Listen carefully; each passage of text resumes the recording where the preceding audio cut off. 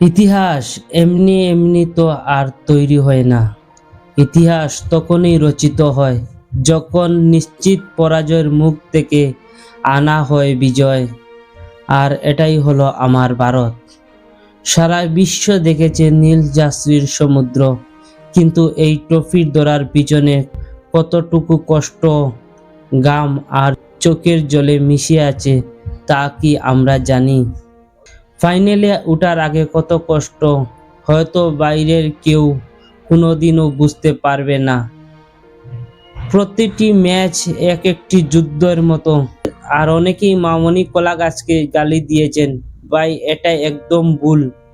দেখুন, মামনি কলা গাছরা যদি প্রেডিকশন না করেন তাহলে কিসের ক্রিকেটে এত মজা, আর কিসের এত ইতিহাস, আর কিভাবে ইতিহাস গড়বে আমার ভারত? আমার ভারতের দল কত আলোচনা, কত সমালোচনা, সবকিছু সহ্য করেই লড়ছে। আর সেই কষ্ট, সেই জিত আজ ভারত ইতিহাসের খাতায় লেখা থাকবে। হ্যাঁ ভাই, আমরা ইতিহাস গড়ছি। ইতিহাস গড়ছি নরেন্দ্র মোদী স্টেডিয়াম।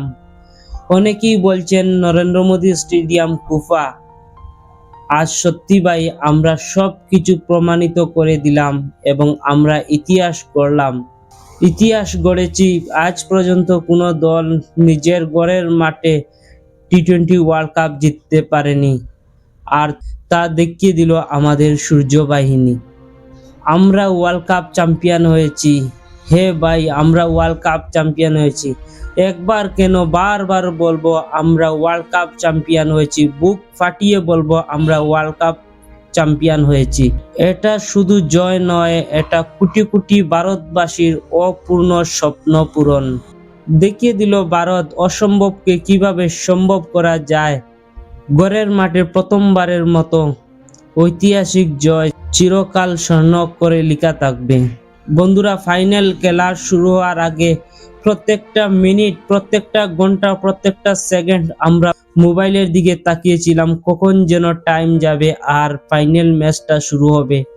সেই ফাইনাল ম্যাচের সেই মুহূর্ত, শেষ অবদানটা ঘটিয়ে আজ আমরা ইতিহাস করলাম। বন্ধুরা, এই ফাইনাল ম্যাচের আসল হিরোকে আপনারা কমেন্ট বক্সে লিখে জানাবেন। আর হ্যাঁ, ভিডিওটি ভালো লাগলে লাইক করবেন, সাবস্ক্রাইব করে পাশে থাকবেন। ধন্যবাদ। জয় হিন্দ।